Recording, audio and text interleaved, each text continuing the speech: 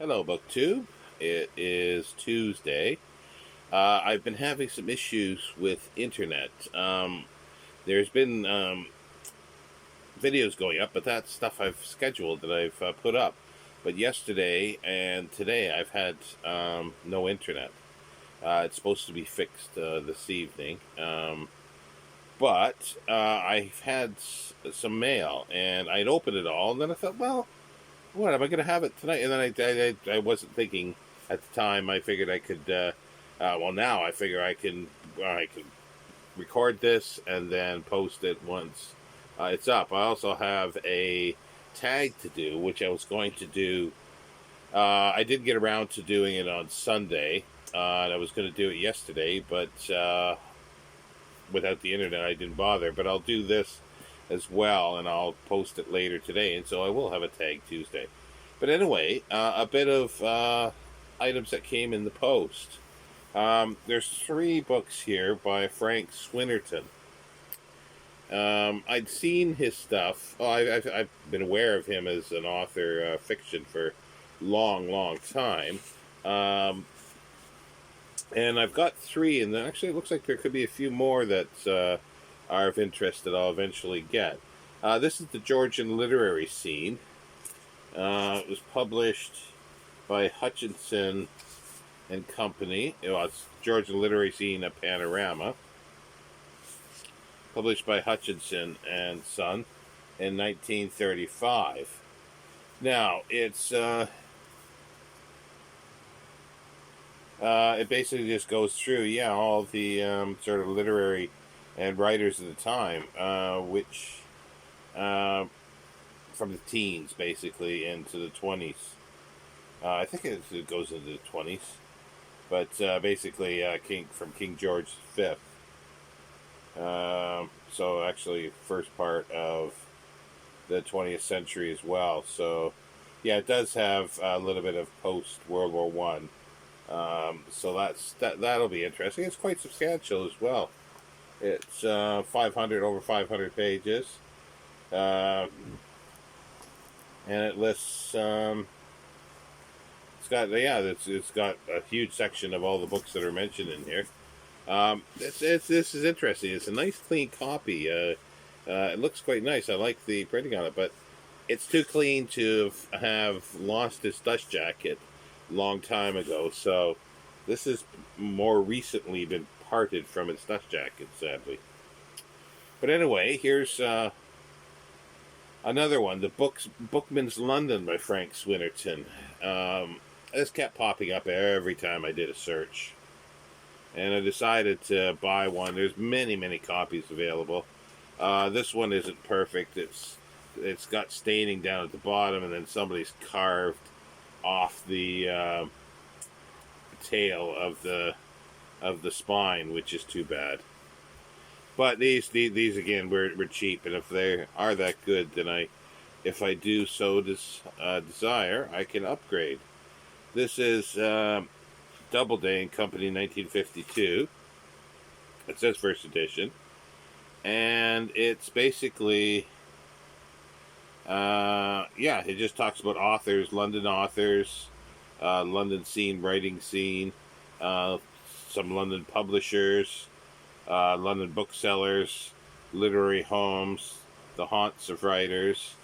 And it says here, a famous novelist who is now a famous bookman has written this genial, authoritative guide to the life, history, and tradition of the London literary world.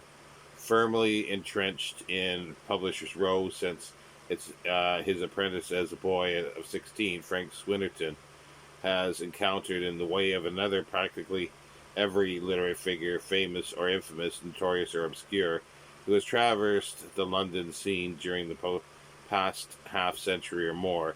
Not only authors and journalists, but publishers, booksellers, scholars, hacks, publicans, and sinners.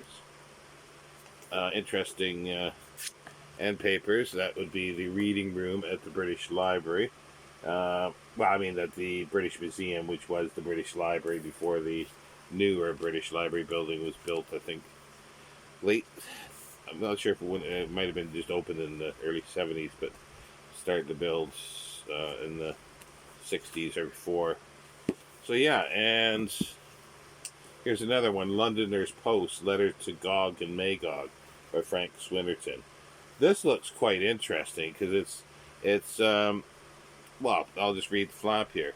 Earlier this century, Wilfred Whitton gave delightful informality to his humane essays on books by addressing them to the Twin City giants Gog and Magog. He used the pseudonym John O'London and presently established his own periodical as John O'London's Weekly. At Whitton's death, Robert Lind became John O'London, and when Lind died, Mr. Swinnerton succeeded him. Here are 26 fascinating letters to Gog and Magog and all true book lovers. So these are 26 of Swinnerton's essays. So that looks interesting. It's Hutchinson, 1952. And it's mostly about authors. Oh, there's that H.M. Tomlinson that I've got a few books of essays about. So that'll be interesting to learn a little bit more about him. Reading for Delight, Writers in Slippers, Byron at Home and Abroad, George Saintsbury, who I like, was a critic and editor, a literary critic.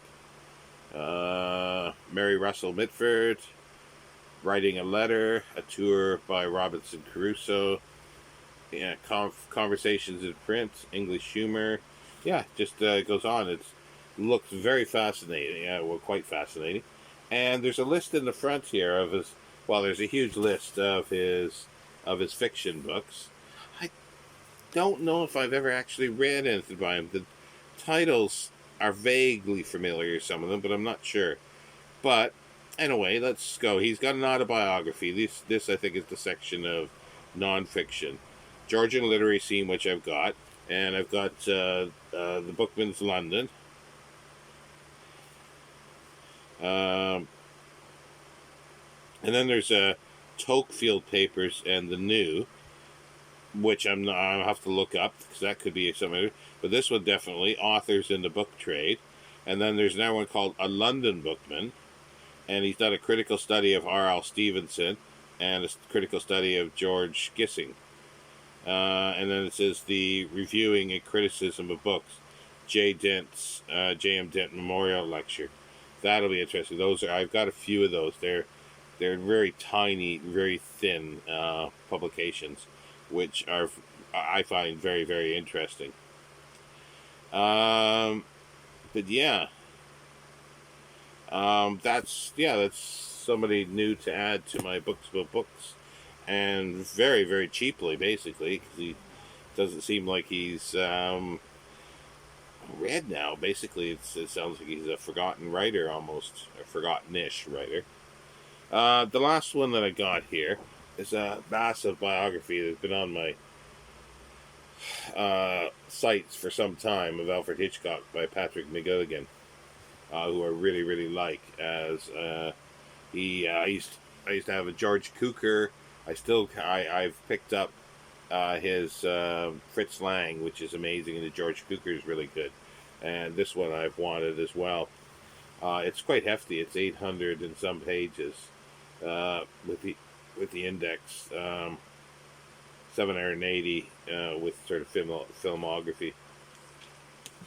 And so it's from a cigarette place, but the sort of lightly cigarette, but it's pernicious. It's like it was in a little plastic bag, sealed up, wrapped in bubble wrap. And once I got it out of the big envelope, I could smell the cigarette smoke, and it wasn't that overpowering, but it's not even overpowering now. But it's just amazing how, I don't know how cigarette smoke gets right through plastic, but it does. Well, see, that's the thing. I'm saying it got through plastic, but the thing is that the person's smoking, and he's smoking while he's putting this together. It's the packaging's going to reek of smoke, and that's probably what it is, more likely. But anyway, the Hitchcock as well. It just prompted me to get it because I'm going to be doing that comparison from The Wheel Spins and the Hitchcock film Lady Vanishes in June. Still date to be determined. But I definitely wanted to get that because, and I found it's a beautiful copy. It's a brand new, basically, copy with hardly any, like a little bit of creasing at the spine, but just minimal. And that was under a tenner with shipping. So, and it's a heavy book. So I'm very, very pleased with that. Um, so yeah, so what is it now? We're 10.5 minutes. I'll end it there for my Tuesday post, and this basically is it. Like, there's about maybe 3 or 4 other things coming, but I'm still waiting on some that have been 6 weeks ago now. So those are lost. Because I have finally got through to the post office, to the local area here, and said, can you look at the shelves? If there's anything there that I haven't picked up or asked for a redelivery, can you send it?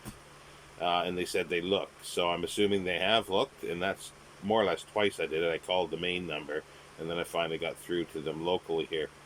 So, because I know I don't get all the little cards all the time. So yeah, there's about 3 that are lost in the ether at this point. But I have about 3 or 4 left, and I think that'll be it until I have to put sort of a moratorium on buying because I've spent a lot, and I'm back working now, so I've got less time to even look for books online as well as working. But I'm not working today because I have no internet. So anyway, I will see you later, BookTube, with a tag that I was. It's called, I think, the library tag or the nosy librarian tag by Bill Wittenberg. But I'll come back with that. Take care, BookTube. Bye.